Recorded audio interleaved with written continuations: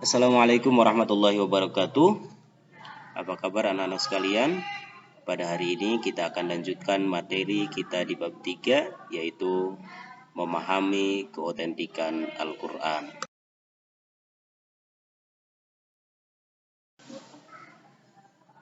Kita awali pembelajaran hari ini dengan mengucapkan Bismillahirrahmanirrahim.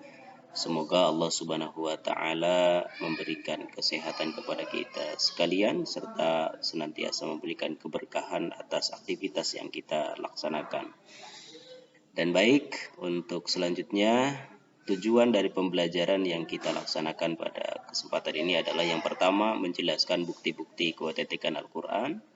Yang kedua, membuktikan keotentikan Al-Quran ditinjau dari segi keunikan redaksinya. Dan yang ketiga, menunjukkan contoh keotentikan Al-Quran.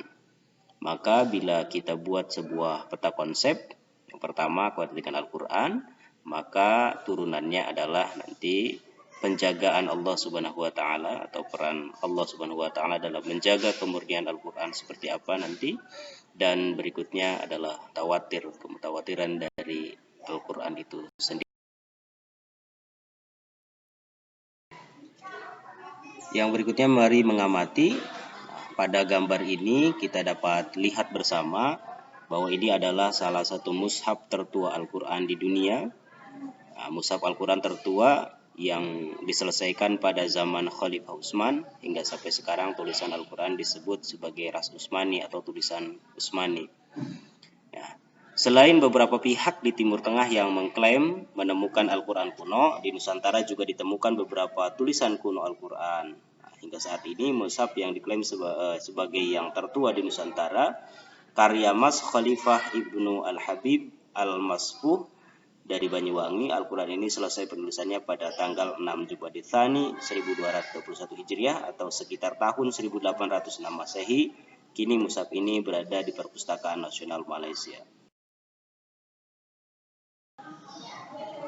Memahami keotentikan Al-Quran.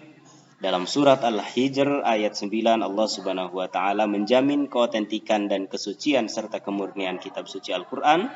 Allah Subhanahu wa Ta'ala berfirman, A'udzu billahi minasyaitonir rajim. Bismillahirrahmanirrahim. Inna nahnu nazzalna dzikra wa inna lahu lahafizun. Yang artinya, sesungguhnya kamilah yang menurunkan Al-Quran dan pasti kami pula yang memeliharanya. Maka kemurnian dan keotentikan Al-Quran selalu terjaga sejak saat diturunkan kepada Nabi Muhammad SAW hingga akhir zaman kelak.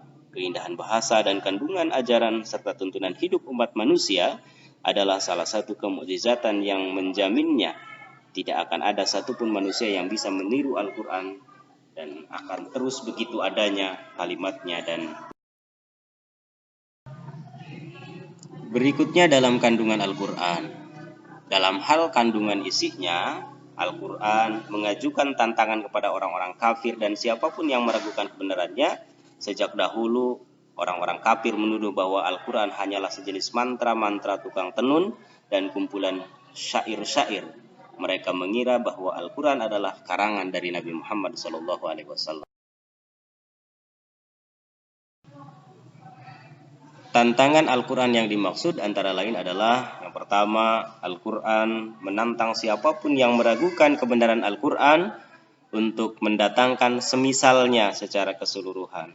Hal ini terkandung dalam firman Allah Subhanahu wa Ta'ala dalam Quran surat At-Tur ayat 33 sampai 34. A'udzu billahi minasyaitonir rajim. Bismillahirrahmanirrahim. Am yaquluna taqawwalahu bal la yu'minun. Ataukah mereka berkata, dia Muhammad mereka-rekanya?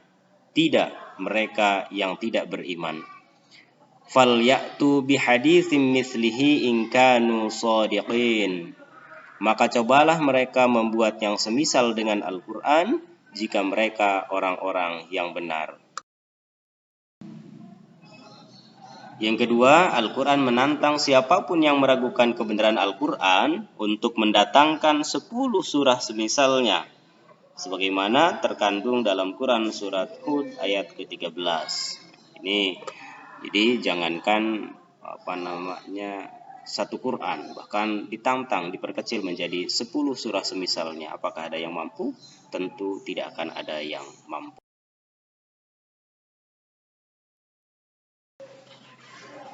Dan yang ketiga, Al-Quran menantang siapapun yang meragukan kebenaran Al-Quran untuk mendatangkan satu surah saja semisal Al-Quran. Hal ini terkandung dalam Quran surah Al-Baqarah ayat ke-23. Silahkan bisa kalian baca sendiri. Yang mana tadinya satu Al-Quran semisal, kemudian dikurangi 10 surat semisal, masih tidak ada yang mungkin mampu. Dan akhirnya satu surat semisal Al-Quran, itu pun pasti tidak akan pernah ada yang mampu.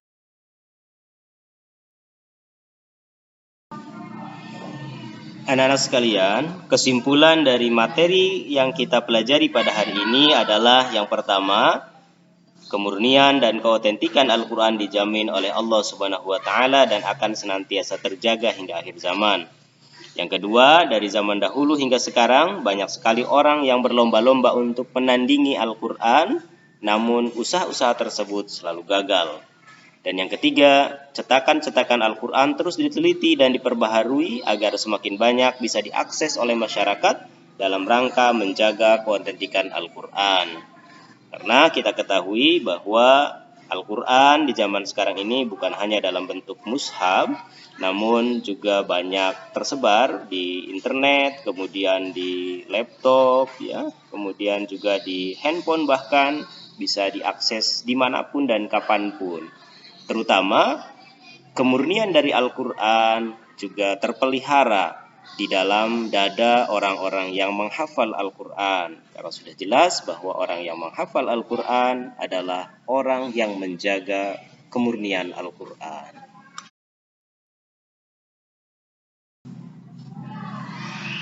Demikian materi pada hari ini. Kita akhiri materi hari ini dengan mengucapkan hamdalah. Alhamdulillahirabbil alamin.